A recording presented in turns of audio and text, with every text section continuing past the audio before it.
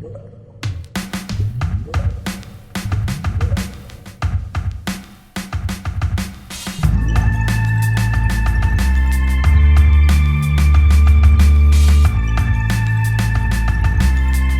everybody, welcome to Board Online, Board Offline. Today we have our top 60 most played games of all time. We're continuing that series with 50 through 41. A lot of great games in this section of the list, of course. So it is my top 60, top 50 now. And in this, there's going to be quite a few that I don't have copies of, either because I've never owned it or because I no longer own it for various reasons. And so quite a few of these will actually I'll be showing you on Board Game Geek. But of course, I do have some of them as well, and you'll be seeing them right here on the table. Now, before we get into that, I do want to mention our sponsor, StoneValleyGames.com. This is your friendly, distant game store. They have so much great stuff over there. Some of the games featured on this list may even be over there. If so, there'll be a link in the description below. They also have, a wide range of tabletop experiences for you, whether it's board games, card games, collectible card games, war games, RPGs. You name it, it's over there. Go check them out. They have some different programs. They have a loyalty program for return customers. They also, if you are in the United States military and you are stationed overseas at an AA, AE, or AP address, they'll ship to you for free. Also, if you just live in the continent of the United States and you order $100 or more from them, they will ship to you for free as well. So go check them out, StoneValleyGames.com. There's a link in the description below. Now, if you also just want to support the channel in general, one of the best ways you could possibly do that is subscribe to the channel right now or give it a thumbs up. Or if you want to support the channel monetarily, go down into the comments and leave a super thanks. That is a great way to do that. Super easy to do, and it is much appreciated. Number 50 was 29 last year, so a little bit of a fall. Now, I think this feels like a good spot for it. I think this is probably a more accurate spot. It was still pretty new to me last year, and I am certainly susceptible to recency bias and cult of the new with these lists. But PAX Premier 2nd Edition is a fantastic game. This is basically, let's look at this picture here. So the idea here is that you're going to have these 3 different colors of these blocks, right? But no player is any of these blocks. And I believe these are the Afghanis, these are the Russians, and these are the British, I think is what it is. And the players are actually kind of putting their support behind these different factions and almost in a way betting on who they think is going to be the most successful. You're using these cards up here. And whether the faction is laying down or standing up means different things, essentially creating roads or soldiers and stuff like that. And you're keeping track of your score along this. By the way, this cloth map here, it's not a deluxe edition. That is just what comes with the game. It's really cool. The tactile nature of this particular game is fantastic. So here, let's back out of this real quick and see what, if we get a closer look at some of the cards. All right, so here you go. So the cards here, you can see you've got lots of different symbology on the cards. So there's definitely a bit to keep in mind there. Some of the cards will only, their abilities will only work when a particular faction is in the lead, and stuff like that. So there's a lot to balance there. Your determination over when you're going to stop supporting a particular faction and throw your support behind another one has a lot to do with how the scoring goes. And the game can last a certain number of rounds, or if a player gets ahead of the other players by a certain amount, that also can end the game early. So there's really a lot going on here. So many complex decisions, and the first couple times you play it, you're really going to just be trying to wrap your head around how all your decisions will affect other decisions. And it's really going to be helpful to have at least one person there who knows the game well to help you make sure that you can do what you're trying to do, to catch the mistakes as you play cards and stuff, because there are so many of those little interactions you might not catch, and I actually can't even remember exactly what these cylinder pieces are for either, but there's so many cool different things going on here. And again, the physical, the tactile feel of the game is fantastic, and certainly helps make the game one to just to get your hands on at least once, just to see the presentation of the game. But then once you play it, I feel like you're going to want to play it again to try to dig into it more and try to grok how it works a little bit more. And it's just such an interesting system. That's PAX Premier 2nd Edition. Now, number 49 was 43 last year, so very stable. This is Spirit Island, the cooperative settler destruction strategy game. And in Spirit Island, you are playing as the gods of, or spirits, I suppose technically is what they are, of this new world, this new continent, whatever it is, new island, that settlers are coming in and trying to colonize, and you are trying to, push them back off the island. Now, I'm not sure all these pieces, let's see what it says. It just says mid-game. I'm not sure all these pieces are actually directly from the game. I don't remember ever seeing these, but then again, I haven't played with all the different spirits, so I'm not exactly sure. But essentially what you got here is the plastic pieces are going to be the settlers, which are controlled by the game. This is a cooperative game, so the bad guys, the invaders, are all controlled by the game, and you are collectively trying to push them off. And generally, the plastic pieces are going to be the settlers. The wooden pieces are going to be going to be your pieces, the players' pieces. And so, not only, let's back up real quick. So you've got those different pieces here, but then let's see where right here. I think this one gives you a better look at how the board pieces are. And so these board pieces actually. You have different amounts of them depending on how many players are playing. And so, for instance, I believe in a two-player game, you either only have one or two, two-player board. So you have these two. So maybe in a solo game, I've never played it solo, but maybe in a solo game, you only have the one.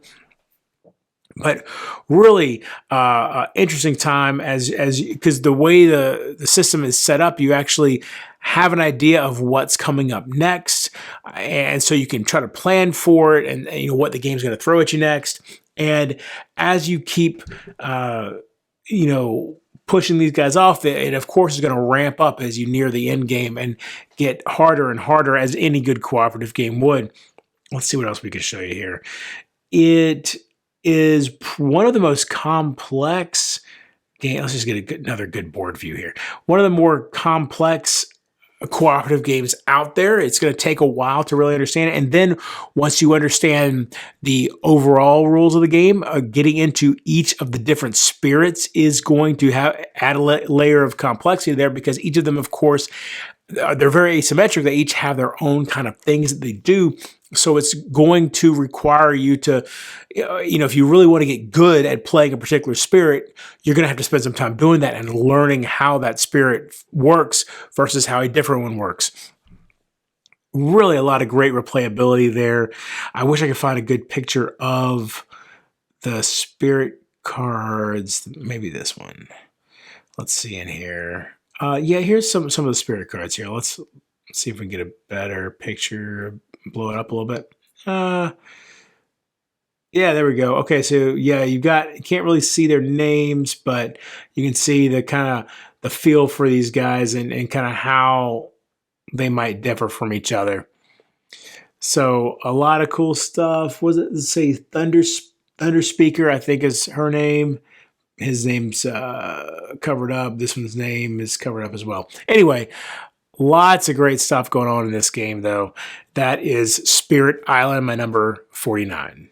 Number 48 is yet another one that I don't own a copy of, so we're here at Board Game Geek still. Subterra is brand new to the list. I just played it recently for the first time, and it made an impression. This is a really fun, again, cooperative game where you are explorers, spelunkers, whatever it is, working your way through this cave, but you've got potentially monsters that are kind of come after you. You don't really know exactly what those are, but they are definitely trying to kill you. There's also different dangers you may run into while you're going through the cave, and you're just trying to survive and find your way out. And so you're working your way through this stack of tiles. So it's, clearly a modular game. And as you're laying the tiles out, you're trying to make sure you lay them out in such a way as to minimize the chances that you box yourself in to where there's no way out, because that is something that certainly could happen if you're not careful. And let's see, I believe it plays up to 6 people. And let's see here. Here you go. Here's another good example of, so you got like these gas areas, you've got these other bad things. Here's where the monsters come out. You've got, oh, that's right, you have terrain as well, like some that are things where it slides down, others where you have to climb up, lots of different possibilities here. And let's see, this picture up here is print and play, but still gives you a real good idea for how this map could end up really spreading out as you're playing through. And you can see you've got these different roles. You play as scout, geologist, leader, medic, and there's at least, I believe, 4 others possibly that you can play as. And as you're going through, you're going to end up taking damage, whether it be from the monsters, or actually the monsters might kill you outright. I can't remember exactly. We did a pretty good job of running away from the monsters when I was playing. But the cave-ins got us, the flooding got us, the gas got, there were lots of things that were getting us. But Subterra is a very light. It's a very light game, but still a ton of fun and really gives you that survival feel. And apparently has some UV light features to it as well, though I'm not sure I'd ever want to play in the dark. But regardless, it does that. So that's cool. But yeah, Subterra, really great time, and highly recommend you check it out. And like I said, super easy to get into, not a lot to read, not a lot to learn in terms of complex rules. It's really just kind of, what do these different symbols do? Okay, let's play. Number 47 was 77 last year, and this is one, I don't know if you've ever had a game in your collection where you don't seem to ever get it to the table, but you just absolutely cannot get rid of it. It's a fantastic experience, and you need to get it back to the table. Well, that is The Others for me. This game, I do have a few expansions in here, so keep that in mind as you see some things. They may or may not be from the base game, but this game, I forgot how thick this rule book is. The base game, or this game, has lots of great stuff. So the idea here is when you're playing, well, for one thing, you can play with either map A or map B for some, changing up each scenario, but you have these scenarios here. So, you do this first part and then it branches. You may go one way or the other, then it comes back down. That's how that one works. And you have to complete these different things. And this is a 1 versus many game, by the way. So here, again, similar type stuff. But this one, you can see it branches a lot more depending on what's going on. And so as you're going through, again, a bunch of different storyboards here, you'll be playing as these guys. No, those are definitely bad guys. Where are yes, they're blue. So even if you don't paint, it's easy to tell everybody apart because the blue are the good guys. And you can see, yes, the idea here is that the good guys are kind of not great, but they are much better than the alternative of what's coming through. But you can see, look at this guy. This is a freaking gorilla here that is on your side. And, partially demons, partially vampires, all kinds of stuff. You have these guys that are kind of like mini bosses that show up in the middle of the fight. And again, one versus many. So one person is playing as these bad guys, and everyone else is playing as the good guys. And when you're playing as a good guy, you can take corruption to gain abilities and everything, but at a certain point, the corruption is going to not work out so well for you. And you can see you've got different types of good guys. You got shooters, you've got fixers, you've got bruisers, leaders. I think those are all the different categories.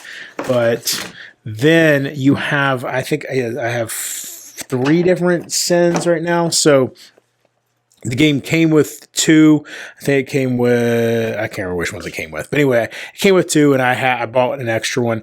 But so the idea is there's the 7 deadly sins, and each one has the abomination that works for them, a controller, and then the avatar itself. And so like this guy, for instance, this is envy right here. Just gross looking, right? Okay, so as you're playing through, you're going to be going through, you've got these different tiles that you're working your way through, and all these different symbols on here that do different things. They're not double-sided, which I always thought was a little bit of a waste. Like, why not double-side these things? But, whatever. And all those symbols do mean different things. But you've got different cards, different abilities. There's a lot of dice rolling going on in here. A lot of really powerful things. And one of the cool things that was kind of the hallmark of this game was that both sides can really throw everything they've got at each other. You don't ever really feel like you got to hold back. You want to just really dive in hard at the other side, because that's how you're going to win. If you don't do that, then you're going to end up, you're not going to cut it. And you see, you got things like corrupted nuns, corrupted diplomat, corrupted hobo, corrupted gangster, corrupted doctor. So much cool stuff in here. And look at this crazy guy right here, right? That is the others. Number 46 was 24 last year. I think the main reason this one has dropped is I just simply have not gotten it to the table. This is a game called This War of Mine, based off of, I believe it's based off of the app and not the other way around, but a very intense, very reality-driven game. Not something that is going to feel uplifting usually. It focuses on the realities of modern urban warfare, where there are civilians caught in the middle of it, and you play as the civilians. You are not soldiers. You are just trying to survive, and it's very difficult. And the main part of the board here is the shelter, the building, the house, whatever it is that you have holed up in, trying to survive as combat and starvation and disease and all of this stuff tries to take you out. You are going to play as one of these people here. There's a number of different characters. You can see you've got Bruno, Boris, all these different people here that you can play as, and they all have different stats: prowess, empathy, inventory, various different abilities here. And there's a number of things that you'll keep track of. This is something that a 3D printed item here, so that doesn't come with the game. But maybe for instance, I'm Bruno, and then maybe I'm dealing with hunger, for instance, so I put that there, and it can get worse, and so it'd flip over to hunger level 2.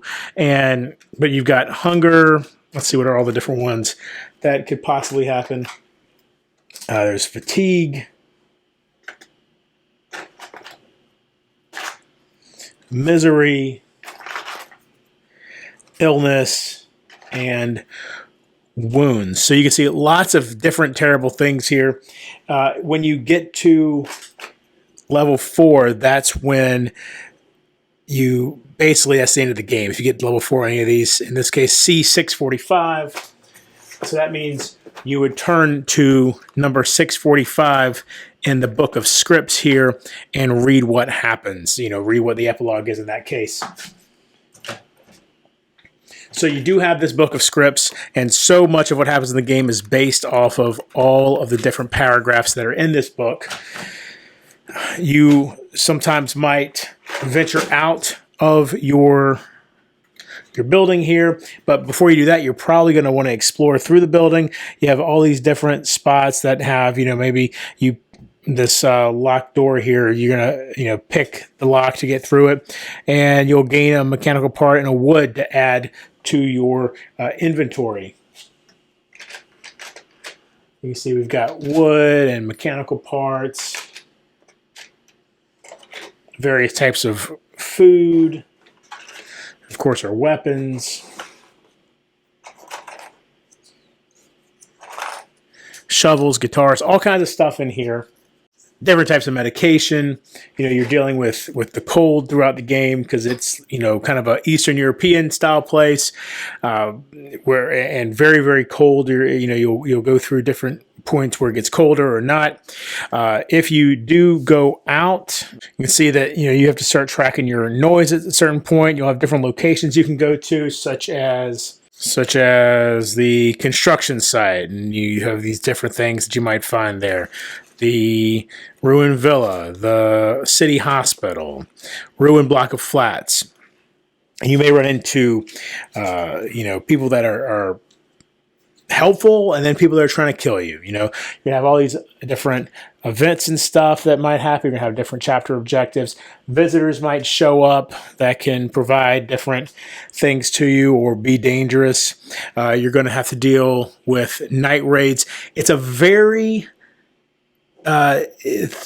deeply thematic game that really makes you think about some of the horrors that go on in modern warfare in urban settings, and it's not something. It says that it is for 1 to 6 players. I would never. I don't know that I would ever play this with more than one person, really, because it really feels like a game that was designed for one, and then they kind of figured out how you could add additional people in there.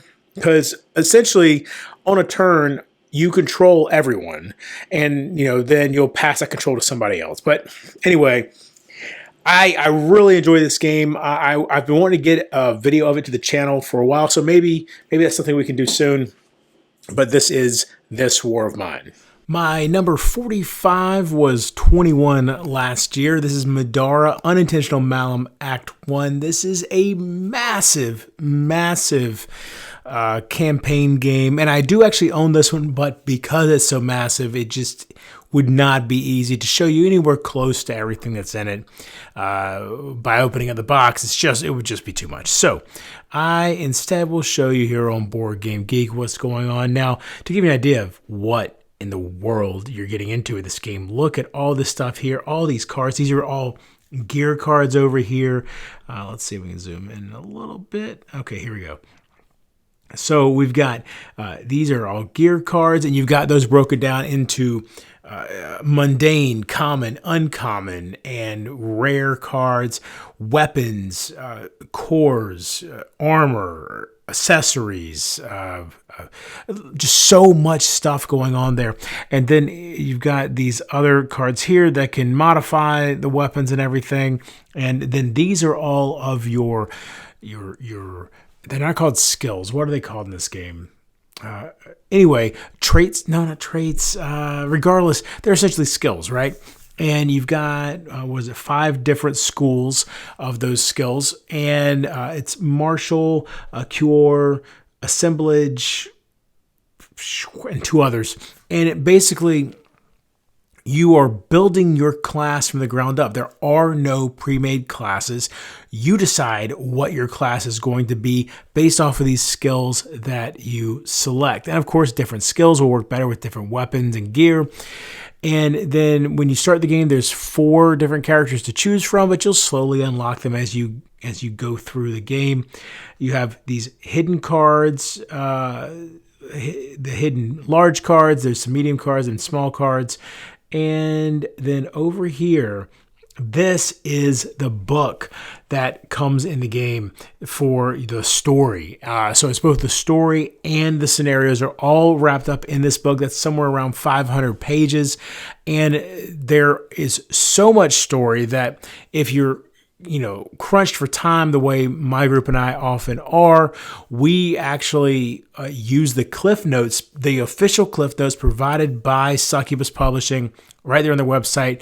So that because some of the story here, you'll have literally 10 pages of double column text between the scenarios and stuff, and it's a lot to read, and so we go with the Cliff Notes.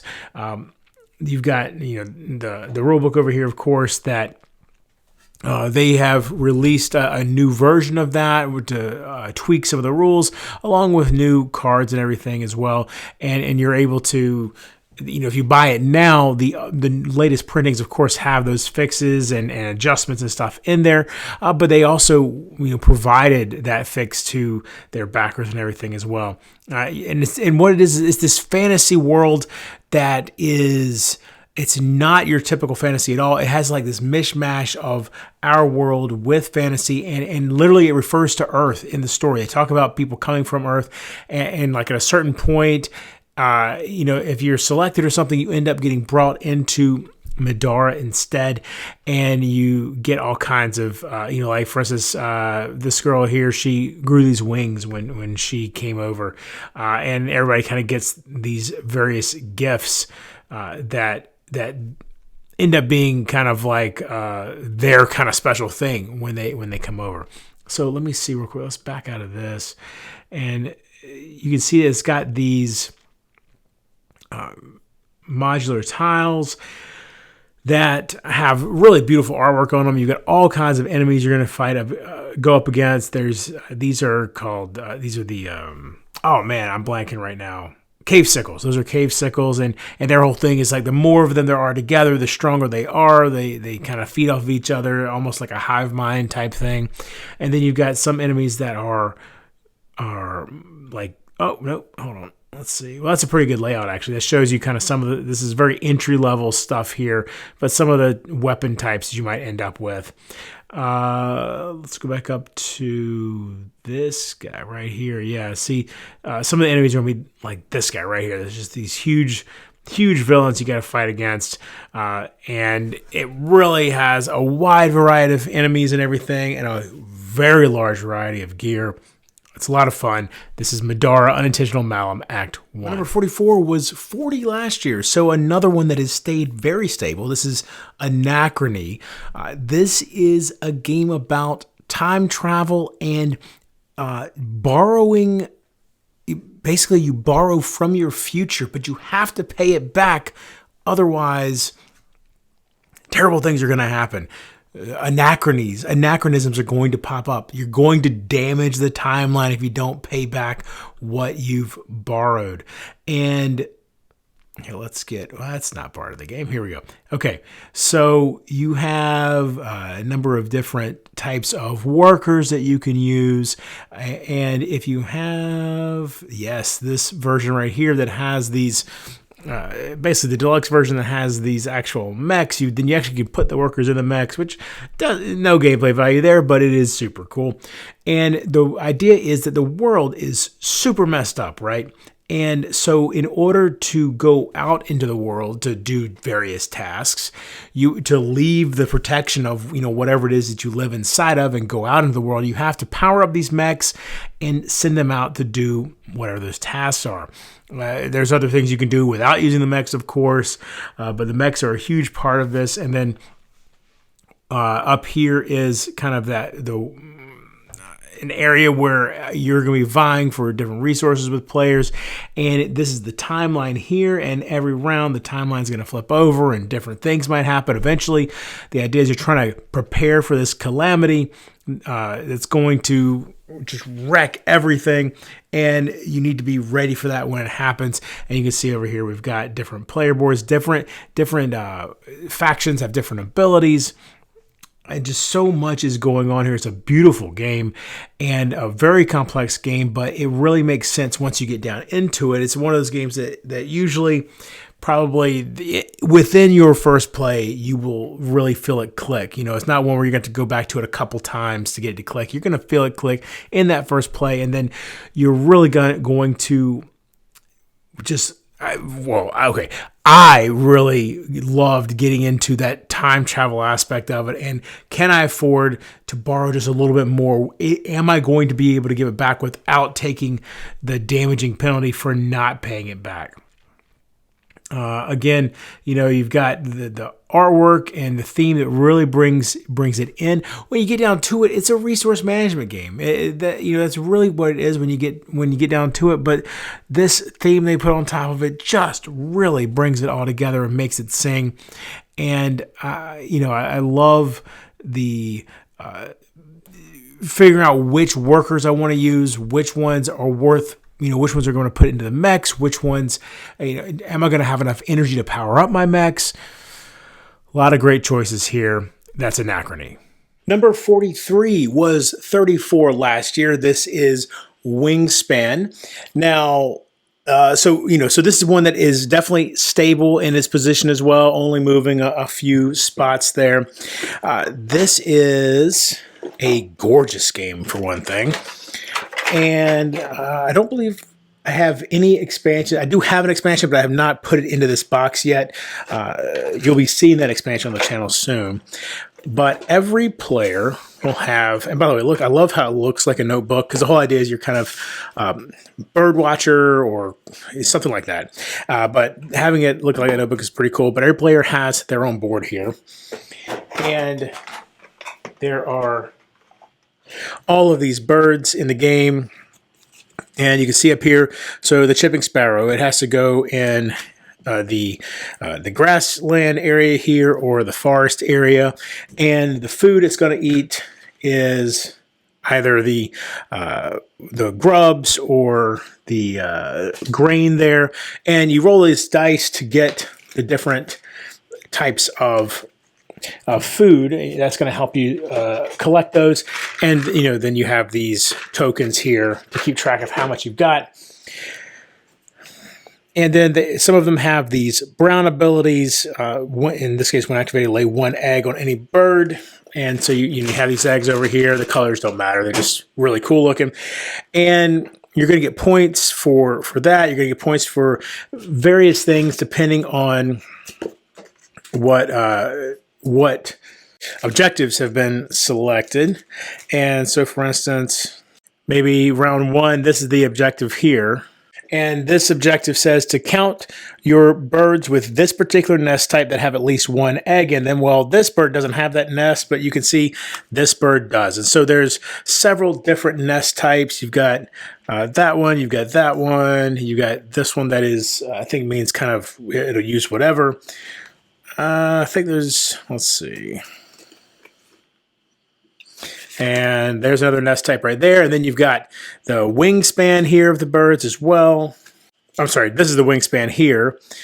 The feather is actually the points the bird is worth. So anyway, as you're playing, you'll have these different objectives that you'll be going up for, and depending on what place you get will determine your points for completing that particular objective, on top of whatever points you get for the birds that are out here and the eggs. And as you get more birds, so if I put this one here, it's free to put a bird there, but when I put a bird here, it's going to cost me one egg. But then also, as you're putting birds out here, you're making the gain food, lay eggs, or draw bird cards ability more powerful. So now that I've got these 2 bird cards here, you can see before it was 2 eggs, but now it's actually, I get 3 eggs whenever I do the lay eggs on birds. And up here, I get to choose 1 die for gained food. But if I had, this guy here, if it was like this, then I would choose 1, and then I could pay a card to choose another one. And so you can see how these abilities get more powerful the more birds you have on those habitats. So, and we look at Again, this is base game. Look at all the cards that come in the base game. Every single one of these is a different bird. Such a good time. There's, of course, a solo mode as well. That is fantastic. Stonemaier games, their solo modes are always great. The nice big chunky dice here. I really enjoy this game a lot. It's a fun one to pull out with my wife really enjoys this one. And I think I might... I don't know. I don't know if I can get my 7-year-old into it yet. Some of these words might, like the amount of reading that goes into it might be a little bit more than she's willing to put into a game yet. But she probably would really like the birds. But it is such a fun experience, and trying to decide, okay, am I going to focus on? I'm going to try to get all the I'm going to try to fill up the forest. That's going to be my focus. Is that, or maybe really focus on forest and water terrain down here, or maybe I'm going to try to win every single one of these objectives as we play through it. That's going to be where I get my points from. Or I'm going to focus purely on birds that have these brown abilities, because the brown abilities activate every time you use the power of the row. That's how you activate these brown abilities. So if if I set it up like this, then I have all these extra powers that are going to get activated every time I do the gain food action. So a ton of fun. That's Wingspan. Number 42 was 81 last year, which is weird to me. This makes it the highest riser in this section of the series in these 10 videos. My City is my number 42. And so what's weird about it is I have not played it at all since the last time. But, maybe this means I need to get my hands on its sequel. My Island, I believe is what it was called. This is a legacy tile placement game where it's got a number of different scenarios. I can't remember how many scenarios. This is obviously a different language edition here, but a number of different scenarios, maybe around 15 or so, something like that. But every scenario, you've got a slightly different goal, slightly different ways to score points. And, the first time you play, you're putting these polyominoes down on your board. You can see there are some stickers on here already, but initially you'd have no stickers on your board. You're putting the polyominoes down. Whoever wins gets certain, basically the winner actually gets I believe they get these rocks put on their board. They make it a little bit more difficult for them to score points. The loser will get some benefits put on their board, and everybody in between gets a slight benefit or something like that. But then there's other things that will happen as well, other unlocks. Eventually, these sections of the board where you can see like there's this opening here and this opening here, those will get filled up. And by the way, these are your individual player boards, so every player has their own city that they start to build up. There is the reason why, by the way, that I'm showing you this on BGG is I don't own this anymore. Once I finished, I actually ended up giving it away because it does have this version on the back of the player board where you can play it in a non-legacy way.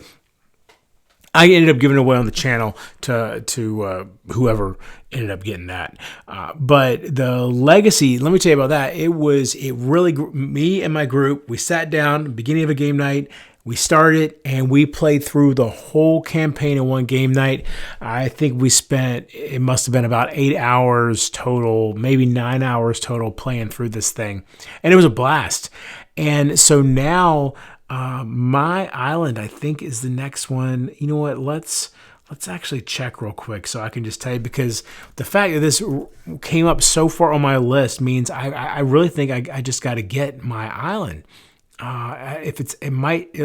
Based off of how many pictures are here, I'm guessing it's not out yet. But yeah, you can see here it is. And I think I'm deciding right now, while I'm filming this, that I have to buy My Island when it releases. It's got to be coming out sometime soon. But regardless, my number 42 is My City, a fantastic, easy to learn polyomino tile laying game with a legacy aspect built into it and a sort of campaign, but I mean, it's a campaign not in a story sense, even though there is a little bit of a story, but just in a scenario sense. It kind of provides some different challenges every time you play.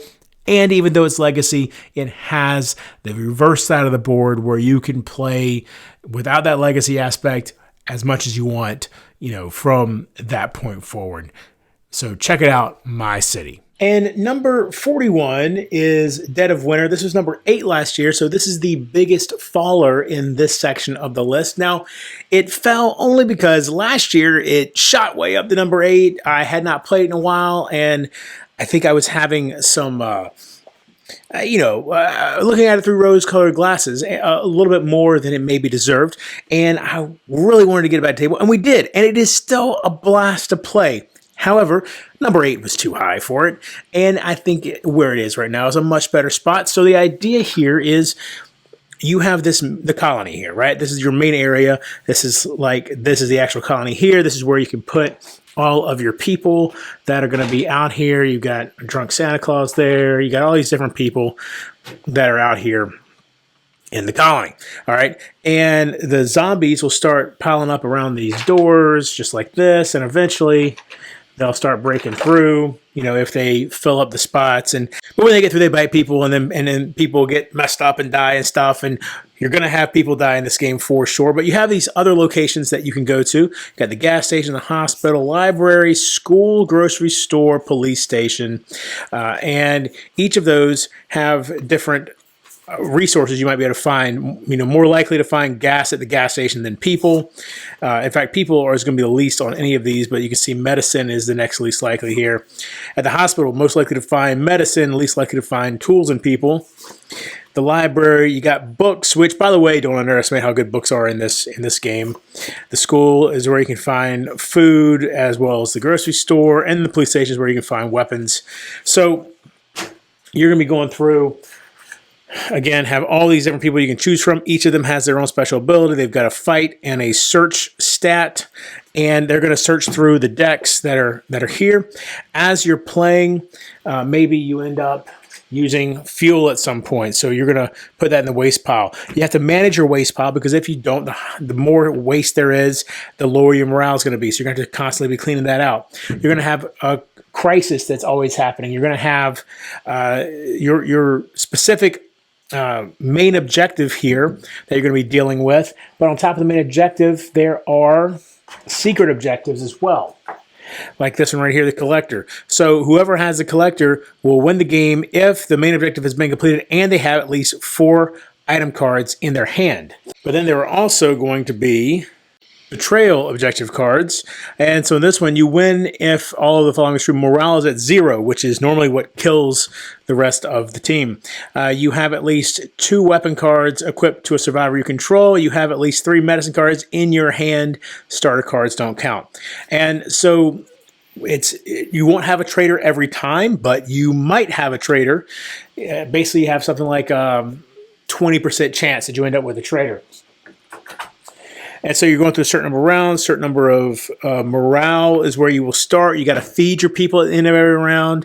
You got to clean up waste. You got to travel out here to these different locations. When you're traveling, if you don't use fuel, then you have to roll this die.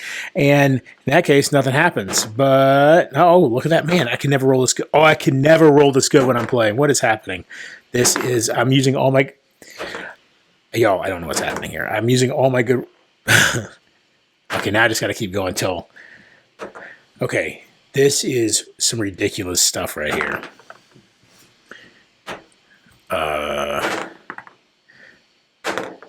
There. Oh, my Lord.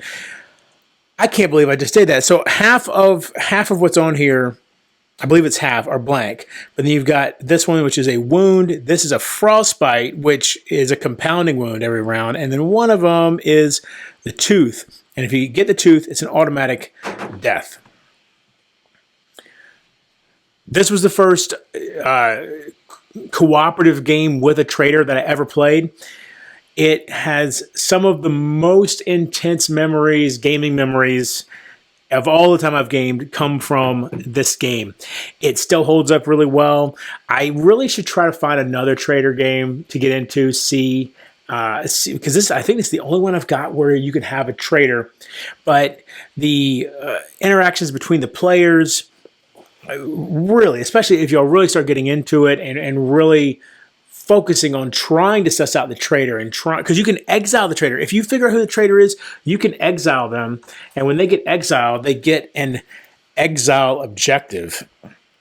And you see, like, if you successfully exile the traitor, then the first goal on the secret objective has changed to the following. You must have at least 1 fuel, 1 food, 1 medicine, and 1 tool card in your hand. And so you can see there's lots of different decisions there, but the interactions between the players bring some of the most intense experiences I've ever seen in this game. One time I did have a person that I was playing against who managed to hide the fact they were the traitor for the whole game. They got right down to the last turn and started doing something that didn't make sense for us to win the game. And he's like, no, just trust me, just trust me. And then he just laid waste to all of us with this move that he had been plotting and planning for the perfect moment the whole game. It was just phenomenal.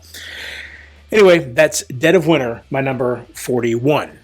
And that is my number 50 through 41. Thank you so much for watching. Be sure to come back for the next video in this series where we will continue counting down our top 60 best games of all time. We, of course, have other great videos coming out soon. How to play Aeon Trespass Odyssey, how to play Frosthaven, how to play 1815 Scum of the Earth, how to play Lands of Galzer. All of that coming up very soon.